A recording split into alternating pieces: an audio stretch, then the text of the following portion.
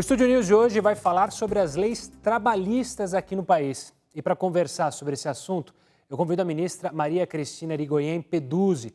Seja muito bem-vinda, ministra. Obrigada pela participação aqui conosco. Olá, Gustavo. Eu que agradeço pelo convite para estar aqui com vocês. Ministra, a lei trabalhista ela é criticada por muitos, outros defendem com vigor. Ela foi criada com Getúlio Vargas, foi, claro, uma conquista na época, mas muita gente fala sem entender de fato. Eu queria uma breve introdução para justamente explicar o propósito da criação das leis e se hoje em dia elas ainda seguem esse propósito criado lá atrás. Sim, veja, as leis trabalhistas, elas foram editadas para disciplinar, para equilibrar e para pacificar relações que se produziam no âmbito e sob a égide da segunda Revolução Industrial, né, com o objetivo de assegurar condições de trabalho dignas e segurança jurídica aos contratantes e à sociedade. E com a evolução nos modos de trabalhar e de produzir, em especial sob a chamada quarta Revolução Industrial, houve alterações em diversas questões, né, pertinentes a essas modalidades de prestar serviço, né? A economia foi transformada e foram necessárias alterações naquela legislação primitiva, né, que culminaram com a chamada reforma trabalhista e que foram, neste período de pandemia, também disciplinadas por uma legislação especial, especialmente aqui invoco as medidas provisórias de então, né, 927 e 936, esta última já convertida em lei. Então, a realidade de hoje revela que nós convivemos com outros tipos de relações de trabalho que não são exclusivamente aquelas regidas e disciplinadas em 1943 pela CLT. Então, convivemos com, hoje, empresas enxutas, o uso da inteligência artificial, da cibernética, né, do teletrabalho, do trabalho convocado por meio de plataformas, prestado por meio de aplicativos, de forma autônoma e que comportam novas disciplinas, né? Por isso que nós temos que estar sempre com um olhar aberto para compreender e disciplinar novas formas de trabalho que se apresentam no tempo contemporâneo. Ministra, a senhora citou o termo transformação. A senhora, melhor do que eu, obviamente, entende como a lei segue a mudança da sociedade. Você citou também a questão da reforma trabalhista.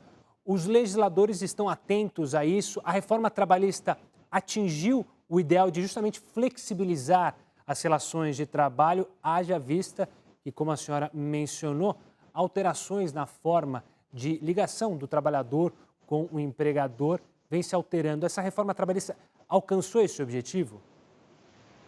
Penso que sim. Ela foi importante porque ela incluiu de forma expressa, né, na legislação ordinária, a disciplina de formas de trabalho que já estavam consolidadas na vida, no cotidiano, como o trabalho, a legislação está hoje dentro da CLT, a regulação do trabalho autônomo, que antes, né, era e continua disciplinada pelo Código Civil, disciplinou e regulamentou o teletrabalho, agora tão utilizado, o trabalho intermitente, o trabalho em tempo parcial, mas me parece que o ponto central da reforma foi a valorização da negociação coletiva, foi a valorização da autonomia coletiva e até individual, da autonomia das partes para contratar. E ela é expressa no deixar claro que já está na Constituição, quer dizer, a valorização da negociação coletiva já está positivada na Constituição da República, mas a reforma veio deixar claro que ela prevalece, inclusive, sobre a lei. Ela só não pode contrariar normas constitucionais. Por isso que as categorias foram valorizadas, profissionais, os sindicatos, e o que eles entenderem que interessa e que convém às respectivas categorias profissional e econômica, prevalecerá sobre a lei. Então, as condições de trabalho hoje atendidas às necessidades e especificidades de cada categoria e profissional com a correspondente econômica, elas têm uma eficácia normativa. Daí o ponto, digamos assim, mais importante que me parece da reforma trabalhista, né? E apenas não regulamentou ainda, digamos assim, temas que pertinem com a inteligência artificial, com a cibernética, né, com o trabalho por meio de plataformas. Mas já há, inclusive, creio que 2 projetos de lei nesse sentido. É o dinamismo da vida e a lei vindo posteriormente disciplinar, não é, aqueles fatos que estão ocorrendo. Ministra, ainda falando sobre a reforma trabalhista, um dos objetivos da reforma, segundo os legisladores, era justamente tentar diminuir o número de ações trabalhistas na primeira instância. A gente teve um dado bem interessante, que a redução na primeira instância é de 30% a 34%. Como a senhora enxerga esse dado? Sem dúvida, quando logo após o advento da reforma trabalhista, no primeiro ano de sua vigência, houve uma redução no número de ações ajuizadas. Penso que o principal elemento que ocasionou este aumento, esta redução de aproximadamente 30% no número de ações ajuizadas, deve-se à adoção pela chamada reforma trabalhista do princípio da sucumbência. O que significa isso? Significa que, no processo do trabalho, o empregado não tinha custos. Se ele perdesse, se fosse improcedente a sua ação, ele não arcaria não teria despesas processuais. Hoje, aquele que for total ou parcialmente vencido, seja empregado, seja empregador, inclusive o empregado que é beneficiário da justiça gratuita, ele terá que pagar os honorários do advogado da parte contrária no tópico, né, pertinente e na proporção da sua derrota, né, do valor da sua derrota, porque pode ser parcial, e terá que pagar perícia, se ela foi realizada, e terá que pagar também custas proporcionais ou totais no processo. Então, afora o impacto, né, de os advogados terem que tomar intimidade, digamos, com os novos preceitos, acho que o principal efeito nessa redução foi a adoção do princípio da sucumbência. Mas penso que já houve uma adaptação, porque isso dá responsabilidade ao litígio. Então, eu não posso litigar para haver horas extras que me são devidas e aproveitar a oportunidade para requerer, indenizar, reparação por danos morais, porque eu trabalhei essas horas extras, porque eu me senti moralmente ofendida. Então, isso acontecia muito, pedidos múltiplos. Então, já que vou pedir isso, peço aquilo. Não, tem que haver uma responsabilidade sempre, né, ao ingressar, ao movimentar o Poder Judiciário. Então, o princípio da sucumbência, que era adotado, né, amplamente, mas não no processo de trabalho, hoje foi para ele também implementado. E isto ocasionou, mas veja, já no segundo ano da reforma, da vigência da reforma, já houve um aumento, né, nesse percentual inicial de 30%, de quase entre 4% e 5%. E foi normalizado, eu acho que a situação foi normalizada, e o certo é isso, só se vai ao Poder Judiciário quando efetivamente se esgotou a possibilidade de resolver extrajudicialmente o conflito. Então, isso impõe uma responsabilidade para ambos os litigantes, para ambas as partes, para o empregado e para o empregador, né, que normalmente, claro, que é o empregado que ajuiza a ação. E isso impõe essa responsabilidade e as coisas vão se ajustando.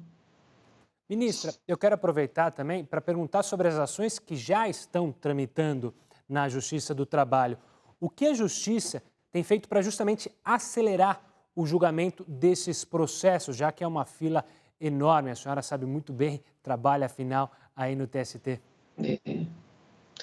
Olha, nem diga, o volume, mesmo com essa redução nas ações ajuizadas, o volume de processos que chega aos tribunais regionais e que chega ao TST é expressivo. Nós temos hoje mais de 400 mil processos em tramitação só no TST. O que a Justiça do Trabalho tem feito? A Justiça do Trabalho tem investido em tecnologia. E esse investimento foi e está sendo muito importante, porque nós já tínhamos, quando do advento da pandemia, instalado em toda a Justiça do Trabalho o processo judicial eletrônico, que foi vital para que nós não parássemos, para que imediatamente nós respondêssemos à sociedade trabalhando por meio das sessões por videoconferência, das audiências por videoconferência, despachando com agilidade graças à informática. Então, investimos muito e em todas as fases processuais tem se adotado, né, os recursos que ela nos fornece, inclusive a inteligência artificial. Nós, desde 2018, estamos no TST com o projeto BemTV, que é uma forma de usar a inteligência artificial a serviço desta celeridade, porque ele promove triagem virtual dos processos a partir de informações sobre a classe processual e também identifica a data de entrada do processo, com isso alguns requisitos como tempestividade nós podemos, né, realizar por meio dos computadores e desse projeto, que é uma realidade aperfeiçoada a todo dia, e nós continuamos investindo na tecnologia da informação. Inclusive, a nossa escola judicial, a ENAMAT, ela foi pioneira, está sendo pioneira agora na organização e na implementação de cursos de formação continuada para juízes e também para servidores, sobre o direito digital, né, possibilitando que a produção de provas, inclusive, se faça por esse meio, dentro de um projeto que hoje é um projeto, inclusive, pioneiro do CNJ, nesse sentido. Então, digamos, além do trabalho de toda a magistratura, nós temos os recursos tecnológicos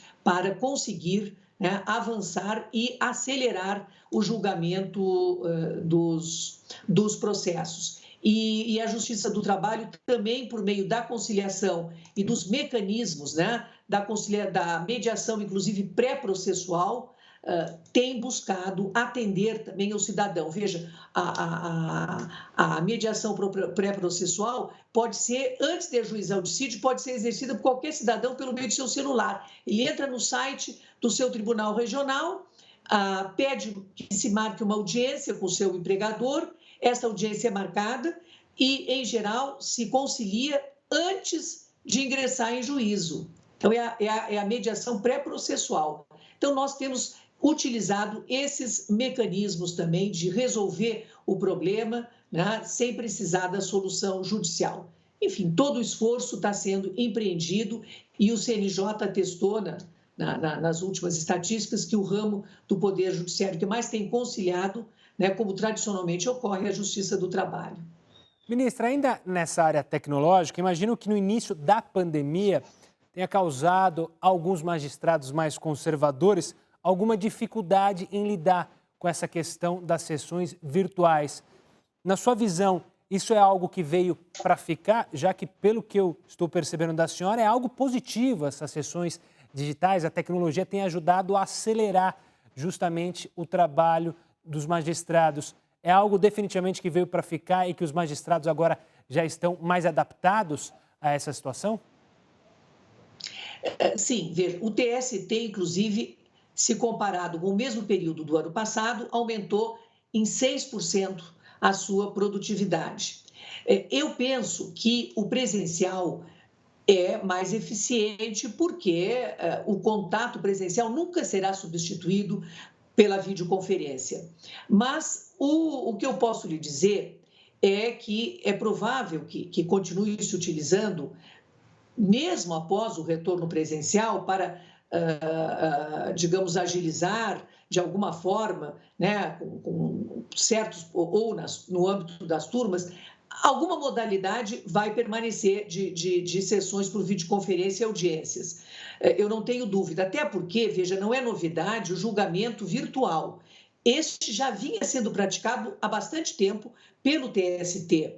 O que é o virtual? Que não se confunde com o telepresencial. O virtual, ele não envolve esta presença, ainda que de modo virtual.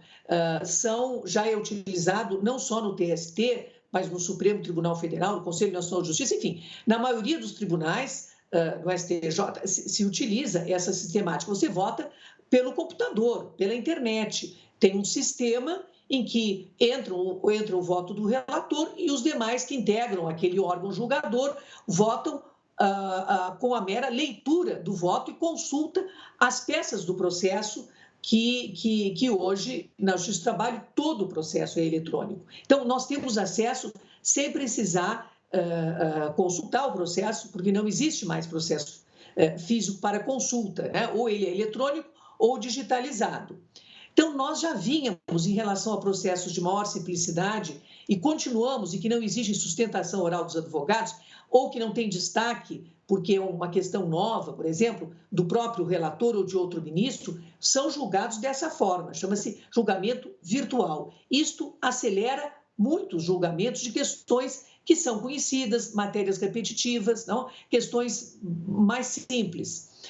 O julgamento telepresencial, ele substitui o presencial, porque ele permite amplo debate, sustentação oral dos advogados, ainda que à distância, né? Debate entre os ministros, destaques. Então, este é que nós temos a dúvida, será que ele vai economizar tempo? Ele pode ter as suas vantagens, por isso que eu digo que vai haver uma compatibilização. Uma das vantagens é permitir que um advogado não venha a Brasília e que possa fazer uma sustentação oral à distância, tá? De forma que ainda teremos que identificar em que medida, voltando ao presencial, o telepresencial será compatibilizado. Agora, o virtual, sem dúvida, este aperfeiçoado, ele continuará porque já preexistia a pandemia. Ministra, quero agradecer demais a sua participação aqui conosco e a simpatia em poder conversar com a gente. Obrigado e até uma próxima. Um ótimo trabalho para você, ministra. Eu que agradeço a oportunidade de poder explicar um pouco, né, do que está acontecendo, né, no TST, na Justiça do Trabalho, e esclarecer aqui os nossos ouvintes. Muito obrigada, Gustavo. Até uma próxima. Até agora eu vou conversar com Daniel Carnio Costa, juiz titular da primeira vara de falências e recuperações judiciais de São Paulo. Doutor Daniel, obrigado pela participação aqui conosco no Estúdio News. Sou eu quem agradece a oportunidade. Doutor, a gente está passando por uma pandemia e, obviamente, muitas empresas passando por dificuldades. É um período muito difícil. Muitos têm a impressão que quando se decreta falência é o fim de tudo. É mais ou menos isso? Ou quais são os direitos de uma empresa e até quais são as vantagens, se é que existem, ao decretar uma falência para tentar recuperar um negócio? Veja, quando a empresa ela enfrenta uma crise, existem basicamente duas opções. Ela pode pedir recuperação judicial, se ela ainda for viável, ela ainda tem condições de continuar operando, mas precisa de uma ajuda para negociar com seus credores. Esse seria o caso de uma recuperação judicial. Ou se ela não tem mais viabilidade econômica, não tem mais condições de prosseguir nas suas atividades, aí seria o caso de falência. São duas ferramentas distintas que buscam, todavia, atingir os mesmos resultados, né? Otimizar o direito dos credores e os interesses sociais envolvidos na atividade da empresa. A empresa gera empregos, gera tributos, apresenta serviços que são importantes, produtos que são importantes para todos.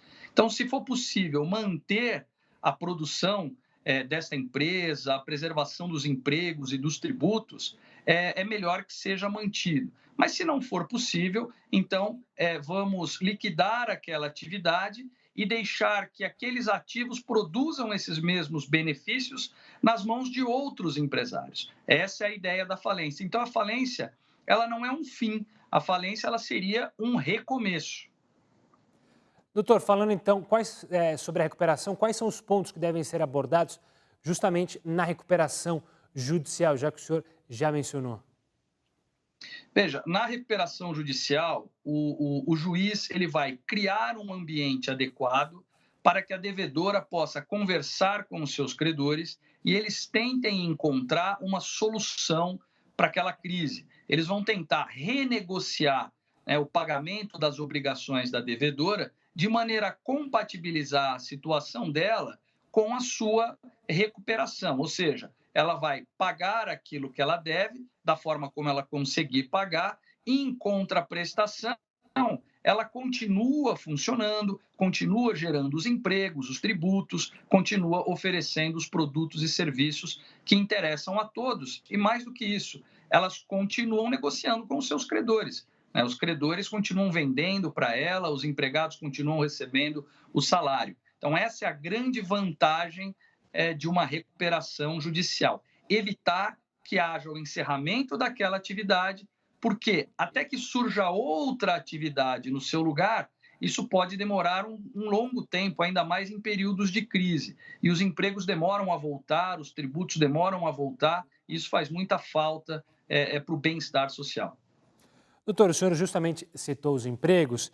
Eu queria saber qual é a diferença para os profissionais, para os trabalhadores da empresa e quais são os direitos deles justamente nesses dois momentos, ao decretar a falência ou ao decretar a recuperação de uma empresa. Muito bem. Na recuperação judicial, todos os créditos da devedora, ou quase todos, né, alguns são excepcionados, mas os direitos trabalhistas estão incluídos, eles estão sujeitos a essa negociação. Todos aqueles créditos que já existiam no momento em que a empresa pede recuperação. Portanto, se a empresa pediu recuperação e existem dívidas trabalhistas, essa empresa vai ter que renegociar com esses credores uma forma de pagar. A lei atual, ela estabelece algumas garantias, como, por exemplo, o pagamento ele terá de ser feito em, no máximo, 1 ano. Nós temos uma reforma agora do nosso sistema de insolvência empresarial e muda um pouco, flexibiliza um pouco esse pagamento, desde que haja concordância dos credores trabalhistas e pagamento integral, podendo estender até 3 anos. Então, ele vai renegociar. Agora, os direitos dos trabalhadores que continuam na empresa, esses não são afetados. Eles devem receber o salário normalmente. Se forem demitidos, têm direito a receber todas as indenizações legais previstas, independentemente de qualquer negociação. Então, isso na recuperação. Na falência, os credores trabalhistas, eles têm direito prioritário de receber até 150 salários mínimos, né? Depois, o que sobeja, né, o que vai além desses valores de 150 salários mínimos, vão entrar na fila junto com os credores sem garantia. Então, o que na prática acontece é que quando uma empresa ela vai à falência, aqueles credores trabalhistas até 150 salários mínimos têm boas chances de receber. Além disso, aí vai depender dos recursos que essa empresa falida tenha, se é possível ou não chegar até o final da fila para pagar esse valor que vai além de 150 salários. Doutor, o governo federal tem tomado várias medidas provisórias, também aberto créditos para as empresas, justamente com a tentativa de evitar falências e de evitar o desemprego. Na sua visão, na prática, isso tem trazido resultados positivos, tem mantido a solvência dessas empresas para evitar um processo de recuperação, de falência? Tem sim. As medidas econômicas do governo foram muito efetivas, os números têm mostrado isso. Muitas empresas continuaram a funcionar, especialmente pequenas e microempresas, porque passaram a ter acesso a um crédito facilitado, com taxas de juros bem mais baixas, os bancos foram autorizados a renegociar as suas dívidas, a dar uma carência maior e, principalmente, a importância do auxílio emergencial, né, que beneficiou aí mais de 60 milhões de pessoas diretamente, indiretamente quase 100 milhões de pessoas, ou seja, metade quase da população brasileira acabou sendo beneficiada por essa renda garantida, que se transforma integralmente em consumo. Portanto, isso também foi muito importante para segurar o funcionamento das empresas, elas continuaram vendendo porque os consumidores continuaram tendo alguma regra. E, finalmente, a legislação trabalhista, a flexibilização que permitiu, né, a redução de jornada com redução de salários e também a possibilidade do governo pagar parte dos salários dessas pessoas que foram colocadas em um sistema de redução de jornada para evitar as demissões. Então, isso realmente foi muito importante para que a nossa economia tivesse um fôlego e para que as empresas continuassem a produzir, né? E isso é, em grande parte, responsável pelo desemprego num nível menor do que nós esperávamos, né? As expectativas no início do ano era de que as taxas de desemprego estivessem muito maiores do que estão agora. Só não estão por conta da atuação da equipe econômica do governo, com certeza. Doutor Daniel, quero agradecer demais a sua participação e as suas explicações aqui conosco no Estúdio News. Obrigado e até uma próxima. Muito obrigado. Agora vamos conversar com o doutor Otávio Pinto e Silva, advogado, presidente da Associação Brasileira de Advogados Trabalhistas, a ABRAT. Doutor Otávio, antes de mais nada, obrigado pela participação aqui conosco no Estúdio News. É um prazer, uma satisfação falar com vocês. Doutor, eu queria começar com o senhor falando justamente sobre demissões. A gente passa por um período complicado economicamente, onde várias medidas foram adotadas através de medidas provisórias, né? A mudança no contrato de trabalho para você poder relaxar essa situação para justamente não ocorrer a demissão. Mas caso ocorra, quais são os deveres e os direitos, tanto do empregador quanto do empregado? Ainda precisa ter o aviso prévio, não precisa ter isso, claro, numa demissão sem justa causa? Olha, precisa sim. Realmente, no começo do ano, quando se iniciou a pandemia, o governo apresentou umas medidas provisórias para tentar manter os empregos. E aí, medidas como a suspensão do contrato de trabalho, a redução de salários, redução de jornada, mas não há impedimento para que se resolva romper também contrato de trabalho. A empresa que não quiser adotar essas medidas, resolver dispensar, ela tem que pagar as verbas rescisórias do trabalhador da mesma maneira que o período de antes da pandemia, ou seja, aviso prévio, férias, 13º salário, liberar o fundo de garantia, pagar aquela multa de 40% sobre o saldo do fundo de garantia a título de indenização pela dispensa. Então, essas verbas rescisórias permanecem aí válidas, inclusive possibilitam ao trabalhador o acesso ao seguro-desemprego. Doutor, ainda assim, o que acontece rotineiramente, e claro, pode acontecer nesse momento, são acordos para demitir um funcionário e recontratá-lo em outro formato. Qual é a sua colocação para justamente os trabalhadores que possam passar por isso nos próximos meses, próximos dias? Como enfrentar essa situação, que pode ser boa, que pode ser ruim, como analisar para o funcionário?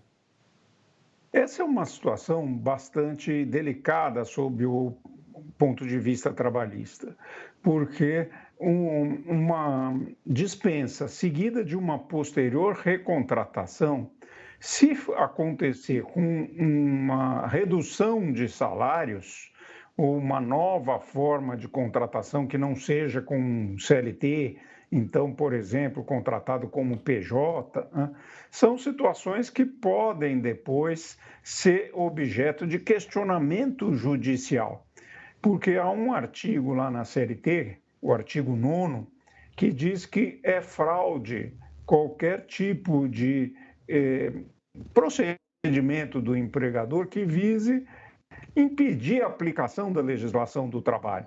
Então, recontratar para reduzir salário ou para estabelecer uma nova maneira de prestação dos serviços sem a aplicação dos direitos trabalhistas é algo que coloca a empresa num possível questionamento posterior. Se o trabalhador entrar com uma reclamação trabalhista, ele pode vir a anular todo esse ajuste que venha a ser pactuado. Doutor Otávio, você falou justamente nos questionamentos jurídicos. Hoje em dia, relacionado aos direitos do trabalho, quais são os casos que mais acontecem aqui no Brasil de desrespeito às regras trabalhistas? Olha, nós temos muitas situações de desrespeito. Infelizmente, a legislação trabalhista nem sempre é cumprida. Então, nós temos desde os casos da contratação informal, pura e simples, né? Então, o trabalhador é contratado sem registro do contrato na carteira de trabalho, ou de maneira informal, sem o pagamento de direitos como o FGTS, como a contribuição previdenciária ao INSS, como também outras situações em que, embora devidamente contratado com registro, mas é colocado um valor de salário por fora, né? Então também é um tipo de irregularidade. Então contrata, por exemplo, pelo salário mínimo, registra na carteira como se o trabalhador recebesse o salário mínimo, mas na verdade paga-se um valor superior e os recolhimentos de fundo de garantia, de previdência, são só sobre aquele valor registrado.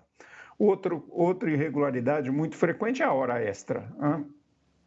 Infelizmente, no Brasil, nós ainda nos deparamos muitas vezes com situações do trabalhador que presta serviços além da jornada normal prevista na Constituição, que é de 8 horas por dia, 44 horas por semana, e não recebe as horas extraordinárias, quer dizer, o pagamento daquilo que extrapola esses limites constitucionais. Afora outras situações muito criativas, né? O brasileiro acaba inventando mecanismos aí de contratação. A gente tem muita discussão também do PJ, né?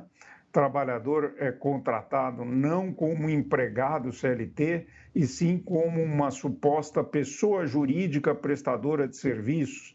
Aí no começo, quando ele foi contratado, vale, mas depois, quando ele sai, ele entra com uma reclamação trabalhista para dizer, olha, aquilo que foi feito foi uma fraude, não valeu, me prejudicou, e vem reivindicar direitos trabalhistas. Não por outro motivo, a Justiça do Trabalho está sempre atolada aí de casos relativos a essas queixas dos trabalhadores contra os procedimentos adotados por empresas. Doutor, relacionado a isso, a reforma trabalhista mudou bastante a forma de como justamente o trabalhador pode entrar na justiça. Houve fórmulas ali, mudanças, principalmente com as custas do processo. Ainda assim, quais são os passos que um trabalhador que se sentir injustiçado tem que tomar para justamente entrar com um processo contra a empresa? Olha, o primeiro passo que o trabalhador deve tomar é buscar orientação jurídica. Então, se ele acha ou entende que foi lesado em algum tipo de comportamento adotado pelo empregador, é conveniente que ele procure o seu sindicato, procure um advogado que possa orientá-lo a respeito. Às vezes, a questão pode até ser resolvida extrajudicialmente. Então, ele não precisa entrar com uma ação na Justiça do Trabalho. Outras vezes isso não é possível, e então, sim, ele precisará ingressar com a reclamação trabalhista para postular a um juiz do trabalho que examine a causa e resolva aquele conflito, impondo ao empregador o atendimento da norma jurídica trabalhista que, porventura, tenha sido desrespeitada pelo empregador. Aí, no caso concreto, o juiz vai examinar isso, né? O que é que aconteceu, os aspectos de fato, vai ouvir testemunhas e, se não for possível chegar a um acordo, porque a Justiça do Trabalho sempre tenta a conciliação, se não for possível, o juiz, então, resolve a causa por meio de uma sentença, onde decide se aquele pedido do trabalhador deve ou não deve ser acolhido. Doutor Otávio, obrigado pela participação e pelas explicações. Um forte abraço. Nada, fico à disposição. Um abraço. Estúdio News fica por aqui. Eu conversei com o Dr. Otávio Pinto Silva, presidente da Associação Brasileira de Advogados Trabalhistas, a ABRAT. Também falei com Daniel Carnio Costa, juiz titular da primeira vara de falências e recuperações judiciais, e a ministra Maria Cristina Irigoyen Peduzzi, presidente do Tribunal Superior do Trabalho. Você já pode acompanhar essa entrevista pelo nosso canal no YouTube, no Play Plus e também pelo nosso podcast já disponível tanto no Spotify quanto no Deezer. Semana que vem tem mais. Até lá. Tchau, tchau.